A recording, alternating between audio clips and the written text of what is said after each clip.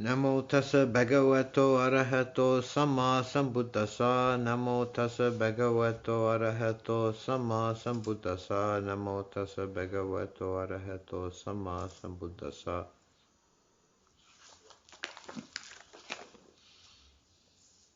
Recently I did the Brahmanimitaka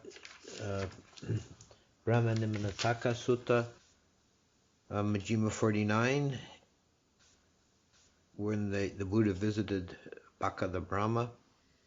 And this evening I'm going to go through the next sutta in the collection, Majjhima 50, the Maratajaniya Sutta, where Mara visits Moggallana.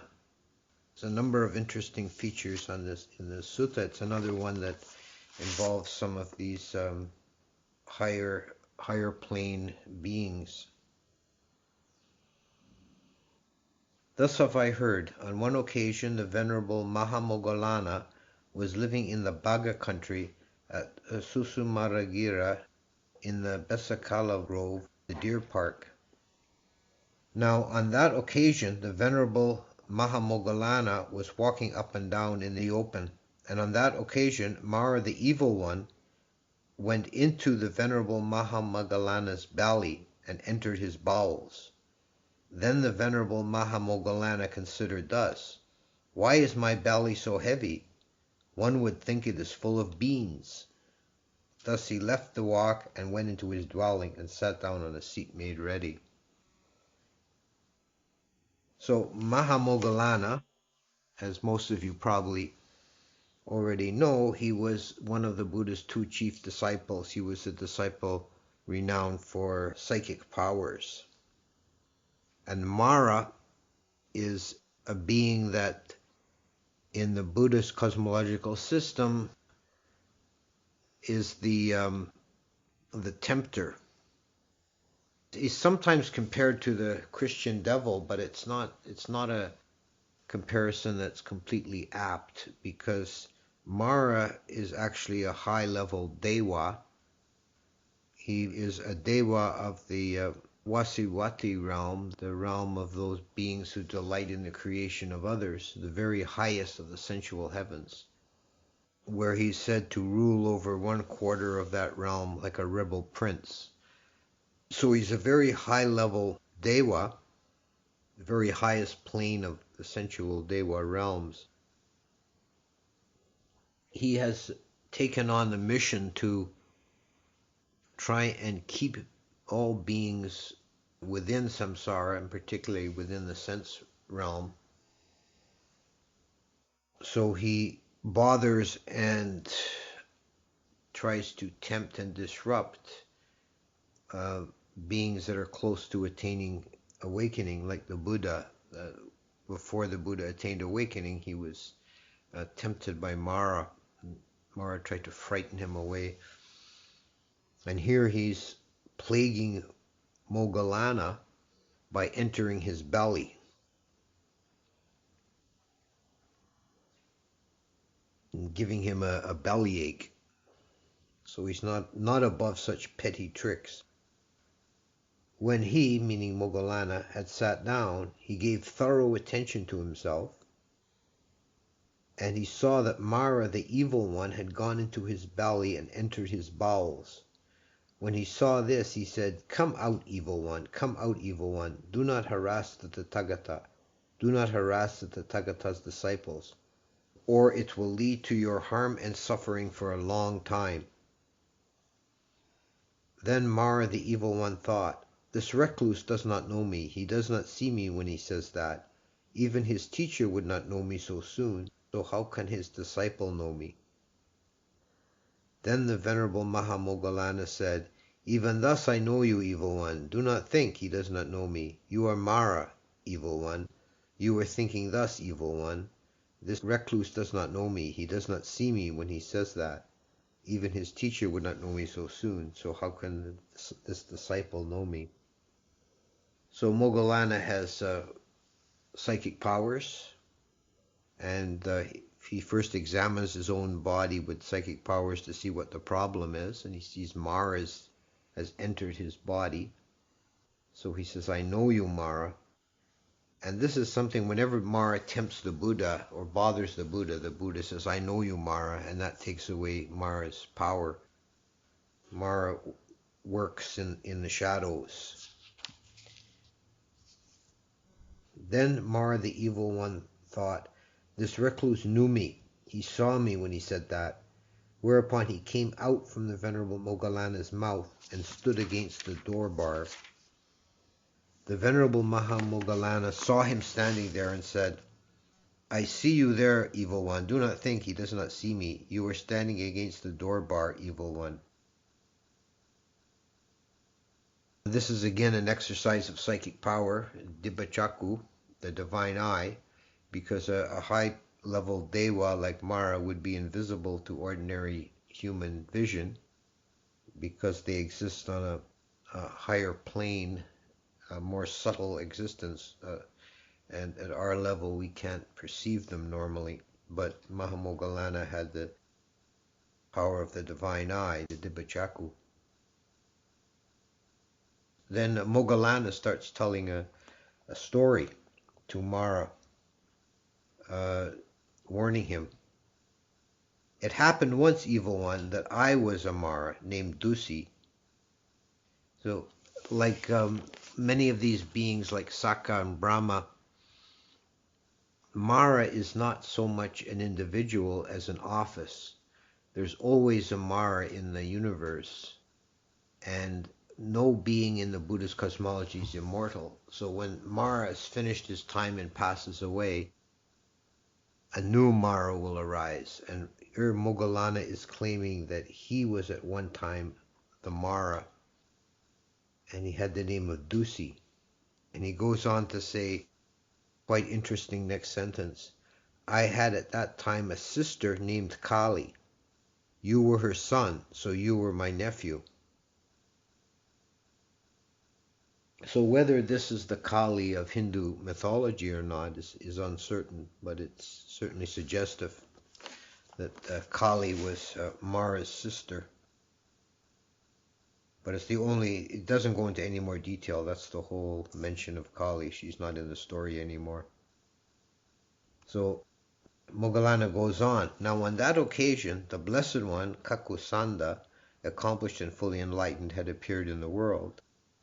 Kakusanda was the first of the 5 Buddhas in this world system. The Blessed Kakusanda, accomplished and fully enlightened, had an auspicious pair of chief disciples, named Vidura and Sanjiva. Among all the disciples of the Blessed One, Kakusanda, accomplished and fully enlightened, there was none equal to the Venerable Vidura in teaching the Dhamma. That was how the Venerable Vidura came to have the designation Vidura. But the Venerable Sanjiva, gone to the forest or to the root of tree or empty hut, entered without difficulty upon the cessation of perception and feeling. So a Buddha always has 2 chief disciples, and they will have specialties. Here, Vidura had the specialty of teaching the Dhamma, and Sanjiva in the high meditation or the deep meditation called Nirodha Sampati, cessation of perception and feeling, which is a state of being that can only be attained by anagamis and arahants. It's an entrance into nibbana, essentially. It happened once, evil one, that the Venerable Sanjiva had seated himself at the root of a certain tree and entered upon the cessation of perception and feeling. Some cowherds, shepherds, and plowmen passing by saw the Venerable Sanjiva sitting at the root of a tree, having entered upon the cessation of perception and feeling, and they thought, It is wonderful, sirs, it is marvelous. There is this recluse sitting here dead. Let us cremate him. Then the cowherds, shepherds, and plowmen collected grass, wood, and cow dung, and having piled it up against the Sanjiva's body, they set fire to it and went away. It's not possible from the outside to tell the difference between one who is in Nirodha Sampati and one who's dead. All the life signs are not evident. Now, Evil One, when the night had ended, the Venerable Sanjeeva emerged from attainment. He shook his robe, and then, it being morning, he dressed. Taking his bowl and outer robe, he went into the village for alms. The cowherds, shepherds, and ploughmen, passing by, saw the Venerable Sanjeeva walking for alms, and they thought, "It is wonderful, sir, it is marvelous. This recluse who was sitting there dead has come back to life." And this is how the Venerable Sanjeeva came to have the designation Sanjeeva, which means with life, or the living one. So because of his attainment of Nirodha Sampati, he wasn't hurt by the fire. And then when he emerged from his attainment and appeared, they thought he had risen from the dead. Then Evil One, the Maradusi, considered thus: "There are these virtuous bhikkhus of good character, but I do not know their coming or their going. Let me now take possession of the Brahmin householders, telling them, 'Come now, abuse, revile, scold, and harass the virtuous bhikkhus of good character.' Then perhaps when they were abused, reviled, scolded, and harassed by you, some change will come about in their minds, whereby the Maradusi may find an opportunity." So someone who's of good moral character and has a high degree of virtue and qualities like mindfulness and samadhi, Mara has no real power over them. His entrance into beings is through the defilements. So he's unable to attack the bhikkhus directly, but he takes possession of some of the villagers. Then Evil One, the Maradusi, took possession of those Brahmin householders, telling them, "Come now, abuse, revile, scold, and harass the virtuous bhikkhus of good character. Then perhaps when they were abused, reviled, scolded, and harassed by you, some change will come about in their minds, whereby the Maradusi may find an opportunity." Then when the Maradusi had taken possession of the Brahmin householders, they abused, reviled, scolded, and harassed the virtuous bhikkhus of good character thus: "These bald-pated recluses, these swarthy menial offspring of the kinsman's feet." That's a reference. These are Brahmins, remember, so they're insulting the bhikkhus as being of low caste. So they call them swarthy and offspring of the kinsman's feet. This is a reference to the Brahminical view of the origin of the caste system, that the Brahmins emerged from Brahma's mouth, the Kshatriyas from his shoulders, the Vesas from his belly, and the lowest caste, the laborers, from his feet. The Sudras emerged from his feet. So they're the offspring of the kinsman's feet. And they call them the kinsmen, Bandhu, because they're Brahmins and they consider themselves the kin of Brahma. So these menial, swarthy offspring of the kinsman's feet. And they claim, we are meditators, and with shoulders drooping, heads down and limp, they meditate, premeditate, outmeditate, and mismeditate. So that is a translation from, Bhikkhu Bodhi makes a footnote here about his translation, because he's trying to render this kind of phrase in Pali where these Brahmins are making fun of the bhikkhus as not meditating properly. The verb to meditate is jayanti, and it's just given a bunch of meaningless prefixes. Pali tends to use a lot of prefixes, so you have like abhijanati and parijayanti and so on. So it sort of mimics that, the sound of that in English, with premeditate, outmeditate, mismeditate. Just as an owl on a branch waiting for a mouse meditates, premeditates, outmeditates, and mismeditates, or just as a jackal on the riverbank waiting for fish meditates, premeditates, outmeditates, and mismeditates, or just as a cat by the doorpost, or a dustbin or a drain, waiting for a mouse. It goes on with more of these analogies. Or just as a donkey standing by a doorpost, so on. So too these well-prated recluses, these swarthy offspring of the kinsman feet, claim we are meditators, and with shoulders drooping, heads down and limp. Now you've all seen people meditating like that, I'm sure. Now, Evil One, on that occasion, most of these human beings, when they died, reappeared on the dissolution of the body after death, in a state of deprivation, in an unhappy destination, in perdition, even in hell. So these Brahmins, because they reviled the Buddha, they went to hell. Now, it's also noted in the commentary that Mara, possessing their mind, didn't control their actions, but he was able to enter into their mind and suggest that these bhikkhus were unworthy, and encouraged a tendency that was already present in the Brahmins, who were caste proud and tended to not like the bhikkhus, seeing them as rivals, and encouraged them to abuse the bhikkhus in this way. So they were morally culpable, even though they had been tempted by Mara.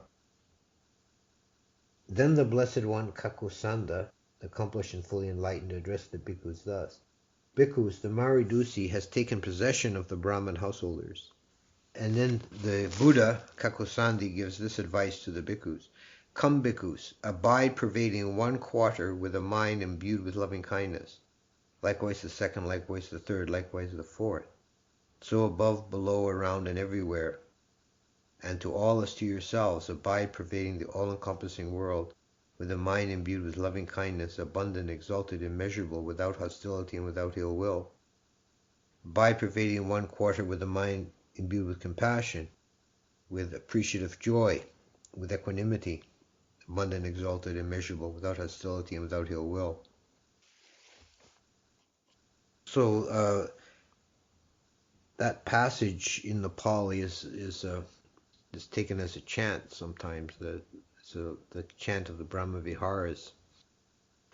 And the Brahma Viharas, of course, are Metta, Karuna, Mudita, Upekkha, loving kindness, compassion, sympathetic joy, and equanimity. And the Buddha Kakusandi is advising the bhikkhus when someone's abusing them and reviling them, they should practice loving kindness. Practice the Brahma Viharas, so as to purify their mind. Praise and blame are two of the 8 worldly dhammas, and to allow them to affect your mind is then to fall into defilement. So if one is abused and defiled, instead of getting angry, you should counter that feeling of anger by developing metta, loving kindness. So Mara's trick didn't work. He had the bhikkhus were able to rise above that. They didn't become angry and upset. So, Evil One, when those bhikkhus had been thus advised and instructed by the Blessed One, Kakosanda, then gone to the forest or to the root of a tree or to an empty hut, they abided pervading one quarter with a mind imbued with loving kindness, etc. So they went and practiced the Brahma Viharas as meditations. So then the evil one, the Maridusi, considered thus: Though I do as I am doing, still I do not know the coming or going of those virtuous bhikkhus of good character.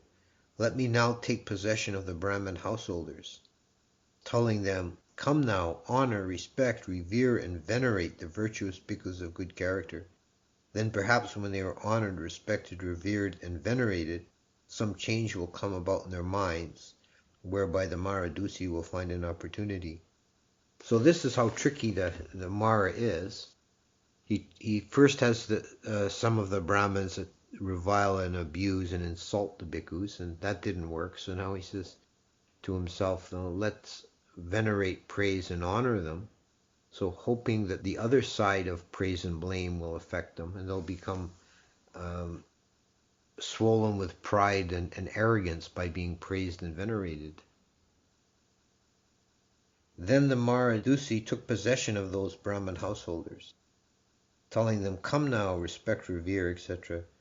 Then when the Maradusi had taken possession of the Brahmin householders, they honored, revered, respected, and venerated the virtuous bhikkhus. Now, Evil One, on that occasion, most of those beings, when they died, reappeared on the dissolution of the body after death in a happy destination, even the heavenly world. So they were making good merit by praising the virtuous bhikkhus, and they took a fortunate rebirth, although that was not Mara's intention, was to upset the bhikkhus. They were still doing something meritorious. Then the Blessed One Kakosanda advised the bhikkhus, "The Maradusi has taken possession of those Brahmin householders. Come, bhikkhus, abide contemplating foulness in the body, perceiving repulsiveness in nutriment, perceiving disenchantment with all the world, contemplating impermanence in all formations." So now he gives them the opposite advice.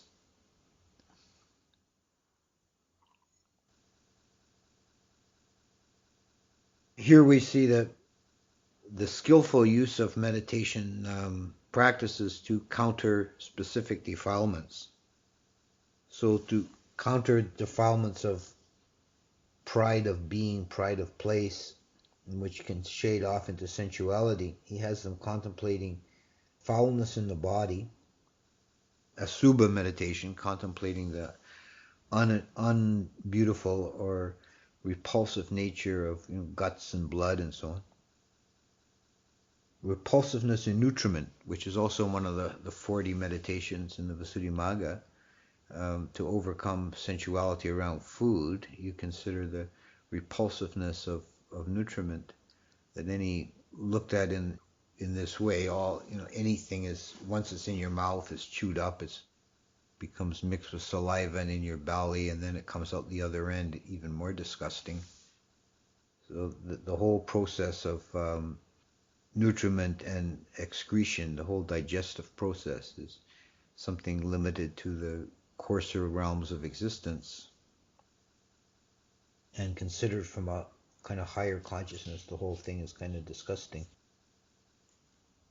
Perceiving disenchantment with all the world, nirodha, leaving aside attachment to samsara, and contemplating impermanence in all formations, which is basically a vipassana, a aspect of vipassana.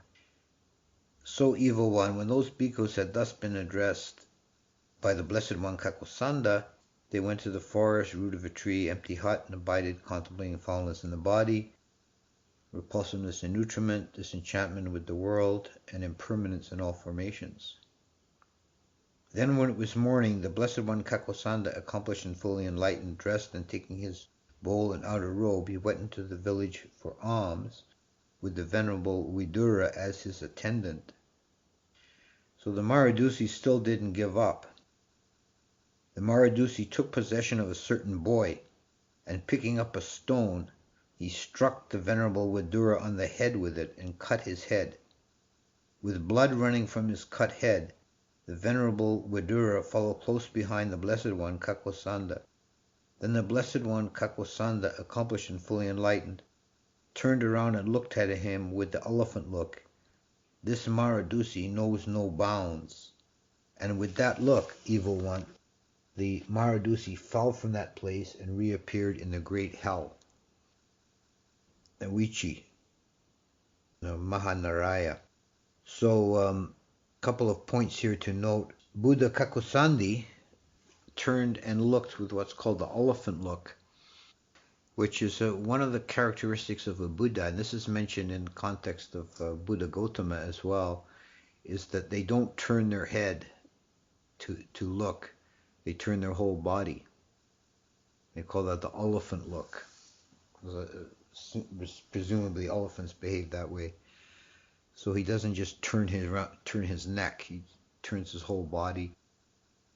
and he sees the Maradusi. Of course, the Maradusi is not invisible to the Buddha, and he says, "You've gone beyond all bounds of propriety here. You're having a boy throw a stone at a Arahant bhikkhu.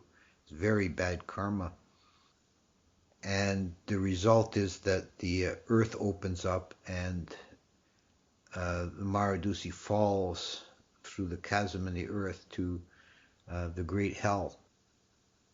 This happens to a few beings in the course of the different stories in the Jatakas in the later times. Probably the most well known is Devadatta. He also fell directly, the Buddha's cousin who tried to kill him, he fell directly into hell as well. The commentary makes a note to clarify that the Buddha Kakusandi did not cause Maradusi to fall into hell with his look.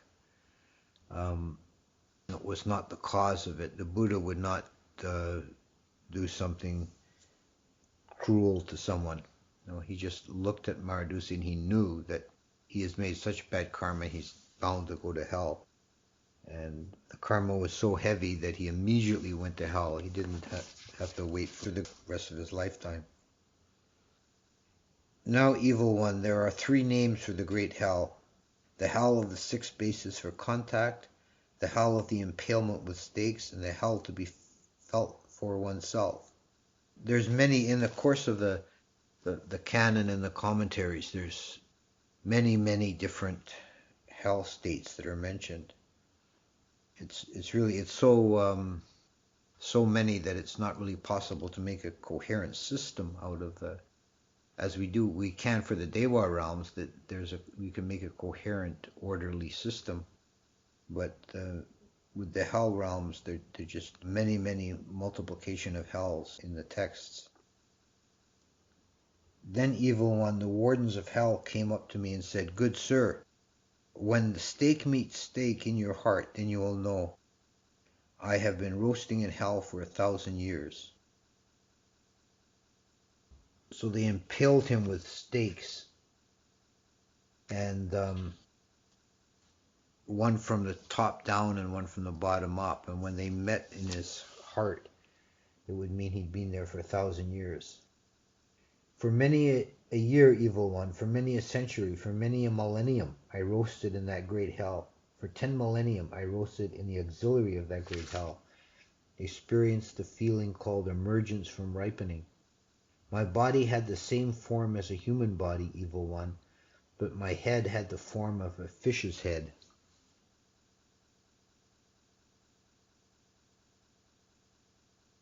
Then the Moggallana, there's some verses here attributed to Moggallana.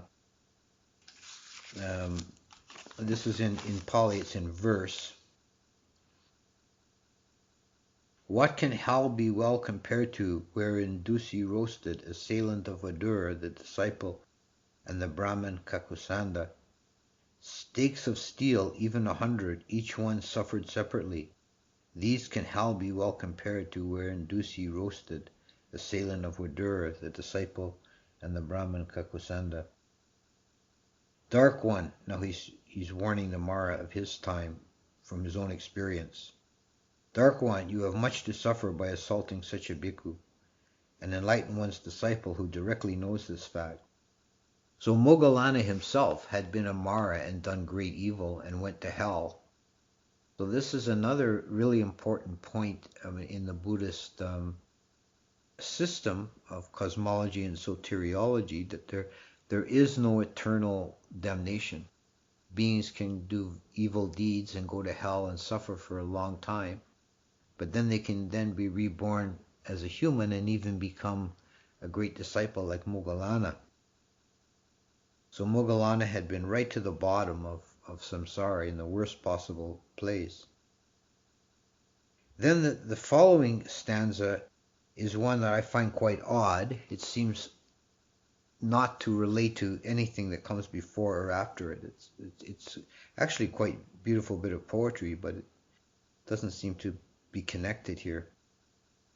Is in the middle of the ocean, There are mansions, aeon lasting, sapphire shining, fiery gleaming, with a clear translucent luster, where iridescent sea nymphs dance in complex, intricate rhythms. And Bhikkhu Bodhi really did, I think, a masterful job in translating that stanza. It works as really good poetry in English, too. Dark One, you have much to suffer, who directly knows this fact. I am the one who, when exhorted by the Enlightened One in person, shook Magira's mother's palace with his toe, the order watching. So this is a reference to the time in another sutta where Moggallana goes up to Tawatingsa heaven, and he shakes the palace of Sakka, the lord of that realm,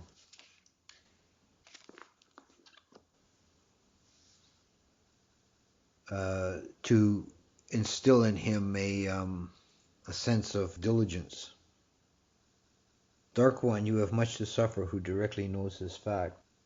I am one who, wielding firmly strength of supernormal power, shook all Vajrayanta palace with his toe to incite the gods. Dark One, you have much to suffer, who directly knows this fact. I am one who, in that palace, posed to Sakka this question. Do you know then, friend, deliverance, due to craving's full destruction? Whereupon Sakka then answered truly the question asked him. That sutta where Moggallana goes up to Sakka's realm, that's another quite charming story, that Sakka had been taught by the Buddha. He'd been given some instruction by the Buddha, and Moggallana got to wondering, I wonder how that Yaka Sakka is getting on with the teaching. And he goes up to Tawatingsa, and he finds Sakka surrounded by his dancing girls and musicians and relaxing under the tree. And when he asks him, are you applying the Buddha's teaching? Sakka says, well, yeah, it's very good teaching, but I'm kind of a busy man. Here, look at this beautiful palace I just built. This enormous, it's described as being, yojanas high and multiple stories and towers and all this. And Moggallana goes up to it and kicks it lightly with one toe, and the whole thing shakes and quivers to show the insecurity of samsaric existence. I am one who thought of posing Brahma this question. In Sudama Hall in heaven, is there found in you, friend, the wrong view you once accepted? Is the radiance of heaven clearly seen by you as passing? Brahma then answered my question truthfully in due sequence. There is found in me no longer, sir, the wrong view that I once held. All the radiance of heaven I now clearly see as passing. I disclaim my prior claim that it is permanent, eternal.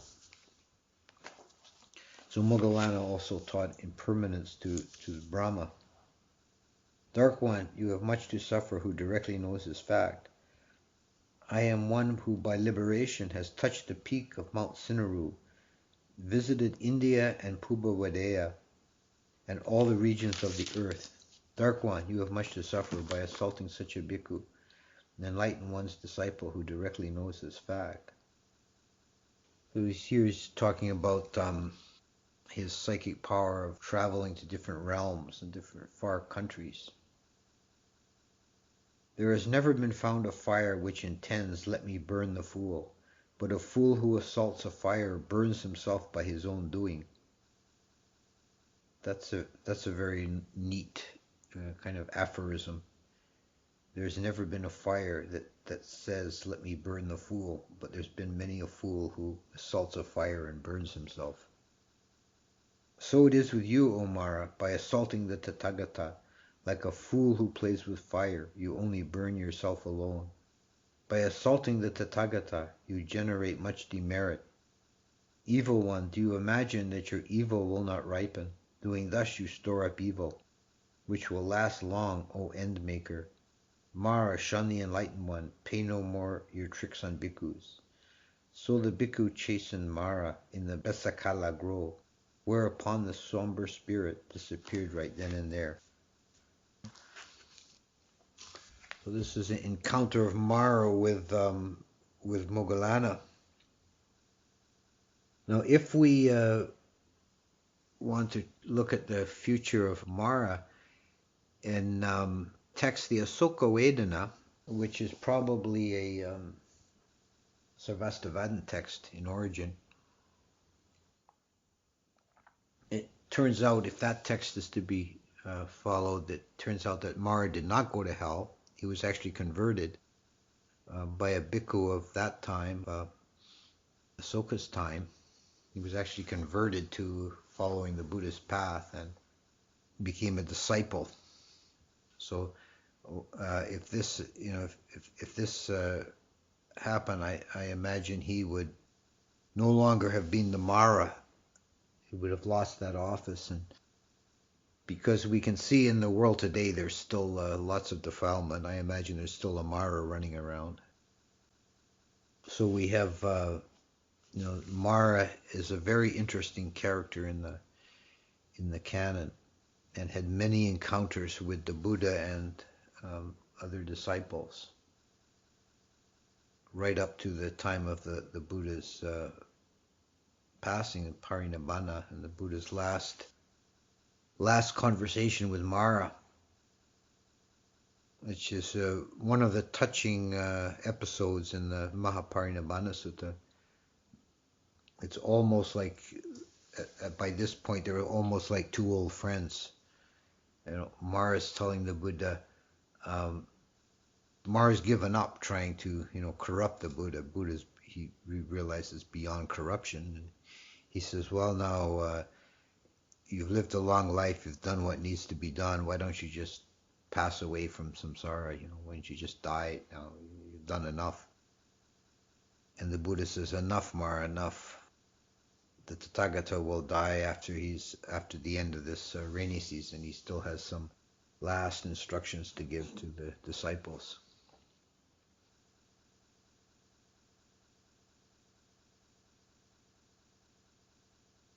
And Moggallana, end of his life was kind of interesting too, because it said that he was meditating in some lonely place, and he could see with his psychic vision that some bandits were coming to rob and kill him. So he used his psychic power to transport himself somewhere else. And this happened twice more, that more bandits came, and then the third time he examined with his psychic power, this must be my karma somehow, what happened. And he saw that in a past life he had abandoned his aged parents in the forest to finish them off and get the inheritance. And so for this wicked deed, he had spent another period of time in hell, and still had some residue of that karma remaining. And so he realized he couldn't escape that karma, so he just sat there, and the bandits came in and killed him. So this is a principle that when one attains to a state of arahant, that the person is not making any new karma, but there still can be old residual karma that still has to play out. And we can see from this also Moggallana had a very complicated journey through samsara, and finally ended at a station just below that of the Buddha as one of the Buddha's chief disciples. So that's Moggallana's encounter with Mara.